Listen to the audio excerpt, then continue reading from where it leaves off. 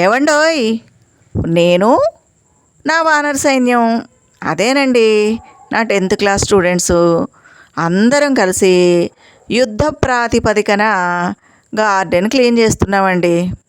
ఎందుకు అంటారా? ఎందుకో తెలియాలంటే మీరంతా నా ఛానల్కి వచ్చి ఓ లుక్కేసి ఓ లైకేసి వెళ్ళాలండోయ్. జూన్ 22 శనివారం రోజు ఏరువాక పౌర్ణమి ఉందండి. ఏరువాక పౌర్ణమి అంటే తెలుసు కదండి. ఆ రోజున రైతులందరూ కూడా భూమిని శుద్ధి చేసుకుని, భూమిని తవ్వి దుక్కి దున్ని భూమి పూజ చేస్తారండి. ఇంకా వాళ్ళ ఇంట్లో ఆవులు ఎద్దులు ఉంటే వాటికి పూజ చేసి వాటికి మంచి ఆహారం పెడతారండి. అంటే ఆ రోజు నుంచి వ్యవసాయం పనులు మొదలు పెడతారన్నమాట. మనం కూడా రైతులమేనండోయ్, మనం కూడా ఏరువాక పూర్ణిమ చేసుకోవాలండోయ్. ఎందుకు అంటారా? మనం కూడా మన ఇళ్లల్లోనూ, ఇంకా మనం పనిచేసే స్కూల్స్లోనూ, టెర్రస్ గార్డెన్స్లోనూ, మనం పనిచేసే కార్యాలయాల్లోనూ ఎక్కడ పడితే అక్కడ పూల మొక్కల్ని, పండ్ల మొక్కల్ని, కూరగాయ మొక్కల్ని పెంచుతున్నాం కదండి. అందుకని మనం అందరం కూడా ఆ భూమి పూజకి సిద్ధమైపోవాలండి. వీళ్ళందరూ బాల రైతులండి. చూశారు కదా, వీళ్ళందరూ ఎంత చక్కగా గార్డెన్ క్లీన్ చేస్తున్నారో చూడండి. నెల 15 రోజులు సెలవులు వచ్చేసరికి ఎక్కడ పడితే అక్కడ పిచ్చి మొక్కలు, గడ్డి ఇష్టారాజ్యంగా పెరిగిపోయాయండి. కాబట్టి మేమందరం కలిసి మళ్ళీ కొత్త సంవత్సరానికి గాను కొత్త మొక్కలు నాటుకోవాలి కాబట్టి గార్డెన్ అంతా మేము క్లీన్ చేసేసుకుంటున్నామండి. చూశారు కదా, నా స్టూడెంట్స్ అందరూ ఎంత చక్కగా వర్క్ చేస్తున్నారో చూడండి. ఇకపోతే ఈ రోజు వరకు మృగశిర కార్తె ఉంటుందండి. మరి మృగశిర కార్తెలో గనక విత్తనాలు పెట్టినట్లయితే ఎంత మంచి విత్తనాలైనా సరే మురిగిపోతాయంటండి. అదే ఆరుద్ర కార్తె అంటే శనివారం నుంచి ఆరుద్ర కార్తె మొదలవుతుందండి. ఆరుద్ర కార్తెలో గనక విత్తనాలు పెట్టినట్లయితే అడ్డెడు విత్తనాలు పెడితే పుట్టెడు పంట పండుతుందంటండి. అందుకని రైతులు ఈ ఏరువాక పౌర్ణమి రోజున వ్యవసాయం పనులు మొదలుపెట్టి చక్కగా ఈ ఆరుద్ర కార్తెలో విత్తనాలు పెట్టుకుంటారండి. అలా పెట్టుకుంటే బంగారు పంటలు పండుతాయి అనేది మన పెద్దల నమ్మకం, విశ్వాసం అండి. అది నిజం కూడానండి. మనం ఇంట్లో మొక్కలు పెంచినా, బడిలో మొక్కలు పెంచినా పిల్లల్ని తప్పకుండా ఇన్వాల్వ్ చేయాలండి. తోట పని వాళ్ళతో చేయించాలి. ఎప్పుడు క్లాస్ రూమ్లో అలా కూర్చోబెట్టేసి చదువు అంటే అది వాళ్ళ ఆరోగ్యానికి మంచిది కాదండి. మానసికంగా, శారీరకంగా వాళ్ళకి మంచిది కాదనమాట. పిల్లలు ఎప్పుడు 1 గంట సేపు ఆరు బయట చక్కగా ఆడుకోవాలండి, చెమట పట్టేలాగా. అదేవిధంగా ఈ తోట పని కూడా తప్పనిసరిగా పిల్లలతో చేయించాలండి. అప్పుడు వాళ్ళ శరీరము, ఇంకా వాళ్ళ మైండ్ కూడా చక్కగా స్ట్రాంగ్గా తయారవుతాయండి. ఇలాంటి పనులు చేయడం వల్ల వాళ్ళల్లో హ్యాపీ హార్మోన్స్ రిలీజ్ అయ్యి మానసిక ఒత్తిడి లేకుండా, డిప్రెషన్ లేకుండా చదువు మీద శ్రద్ధ కలుగుతుందన్నమాట. కాబట్టి ఇలాంటి పనులు పిల్లలు చేస్తూ ఉంటే ఏ పేరెంట్స్ కూడా దయచేసి ఫీల్ అవ్వద్దండి, గ్రేట్గా ఫీల్ అవ్వండి. అంతెందుకండి, మా చిన్నప్పుడు మేము చదువుకునే స్కూల్లో బడితోట ఉండేదండి. టీచర్సు మాతోటి మొక్కలు పెట్టించడం, ఈ పనులన్నీ చేయించేవాళ్ళు.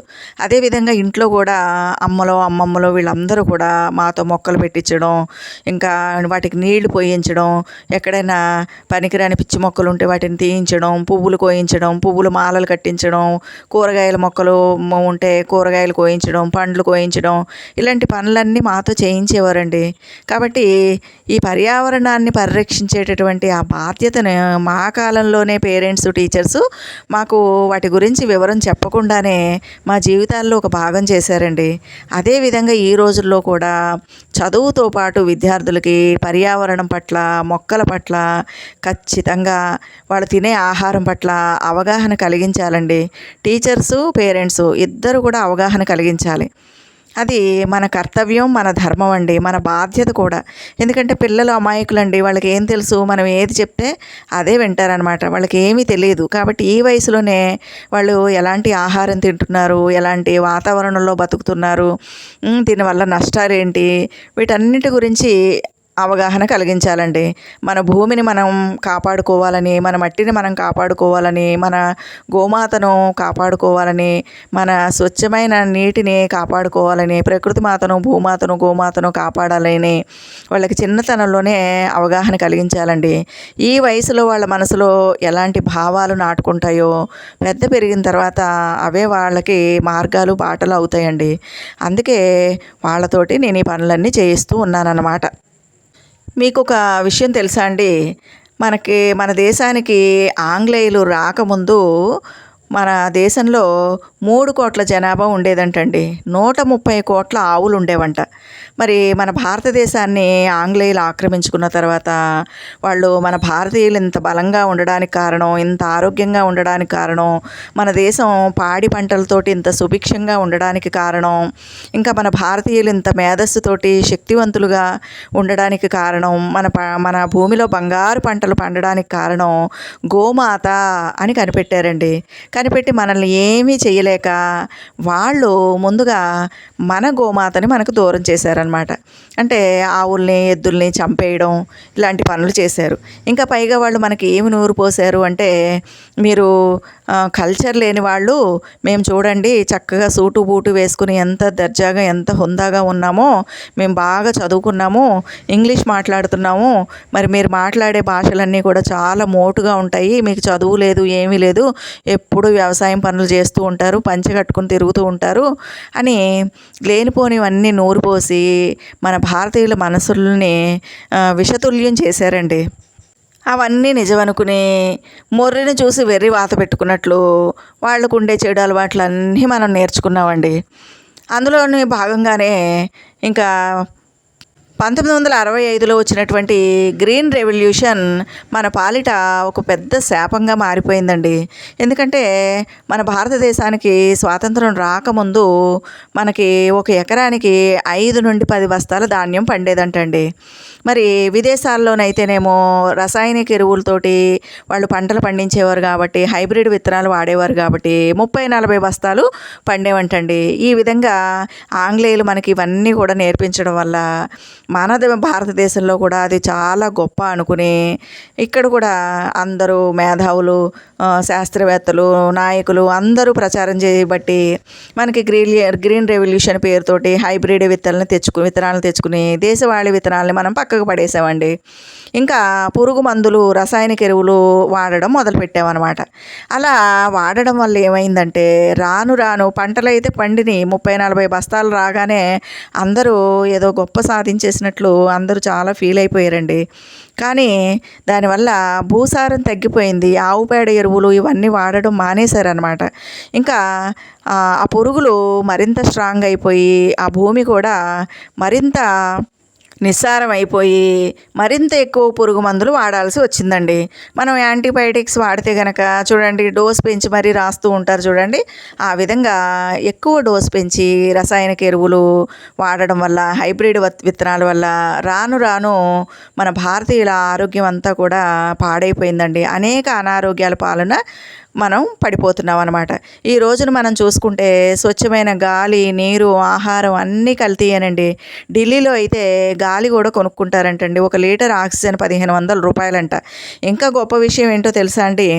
ఢిల్లీ, హర్యానా, పంజాబ్లో మరి డిసెంబర్, జనవరి నెల వచ్చేసరికి 15 రోజులు వాళ్ళకి సెలవులు ఇస్తారంటండి. దానికి కారణం ఏంటంటే అక్కడ రైతులు గోధుమ పంటకి చాలా ఎక్కువ పురుగు మందులు వాడి గోధుమ పంట పండిస్తారంటండి. ఆ పంట అంతా అయిపోయిన తర్వాత ఆ గడ్డి మొత్తం కాల్చేస్తారంట. అలా కాల్చినప్పుడు అక్కడ పొల్యూషన్ బాగా వచ్చేస్తుందంటండి. కార్బన్ డైఆక్సైడ్ గాల్లో బాగా కలవడం వల్ల అందుకని పిల్లలకి హాలిడే ఇస్తారంటండి. ఇంకా పంజాబ్ నుండి రాజస్థాన్ వరకు స్పెషల్గా క్యాన్సర్ ట్రైనే ఉంటుందంటండి. కేవలం క్యాన్సర్ పేషెంట్లు మాత్రమే ఎక్కుతారంట. అలాంటి దుస్థితికి మన దేశ రాజధాని దిగజారిపోయింది. దాని చుట్టుపక్కల ప్రాంతాలు దిగజారిపోయాయి అంటే మనం అందరం ఎలాంటి పరిస్థితుల్లో ఉన్నామో అర్థం చేసుకోవాలండి. ఈ రోజున మనం తాగేటటువంటి పాల ప్యాకెట్లు కూడా కల్తీయేనండి. మరి శవాలను నిల్వ చేసేటటువంటి హైడ్రోజన్ పెరాక్సైడ్ కలిపి, యూరియా కలిపి పాలు పాలు తయారు చేస్తున్నారంటండి. ఆ పాలని మనం పాలు తాగితే బలం, కాల్షియం వస్తుంది, మీరు ప్రభాస్ అంత హైట్ అవుతారంటూ బలవంతంగా మనం పిల్లలకి ఆ పాలు, పెరుగు తాగిస్తున్నాము, తినిపిస్తున్నామండి.